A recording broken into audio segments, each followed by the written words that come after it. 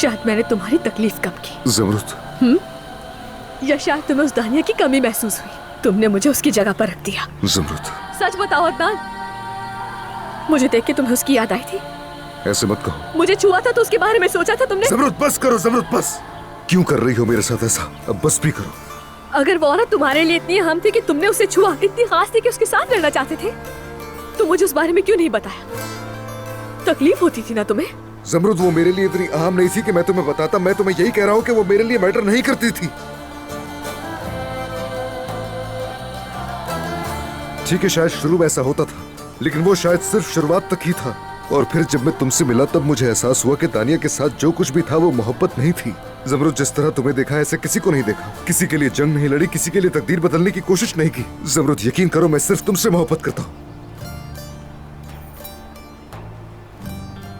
ज़मरुद, तुम ही मेरा इश्क हो, समझो इस बात को।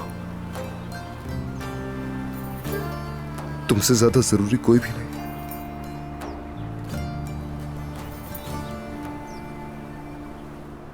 तुम्हें अंदाजा भी है कि तुम क्या कह रही हो? मुझे समझ नहीं आ रहा कि तुम लोग किस किस्म के इंसान हो। ये सब मुझे मत बताओ। तुम्हारी तरह मैं भी एक विक्टिम हूँ। अदनान ने मुझसे शादी सिर्फ ईशा को वापस लेने के लिए की है। अब वो अपनी बीवी के साथ मिलकर मुझे सड़क पर फेंक देना चाहता है। क्या तुम्हें नजर नहीं आ रहा? ये सब एक फरेब है। सिर्फ बच्ची चाहिए उन्हें और मुझे रास्ते से हटाना है। तो मतलब ज़मरुद साहिबा भी शामिल है इस सब में?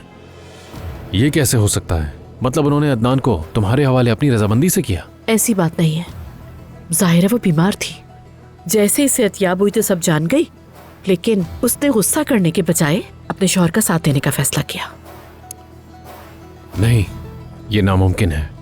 मैं मिल चुका हूं ज़मरुद साहिबा से। उनके कंधों पर तो खुद साजिशों का इतना बोझ है। वो बेचारी तो वैसे ही बहुत परेशान है। पता नहीं तुम क्या बोली जा रही हो। मैं नहीं जानती, लेकिन मैंने यही सुना है। ज़मरुद वो चाहती है कि मैं उस घर में ना रुकूं, और अदनान ने भी हामी भर ली।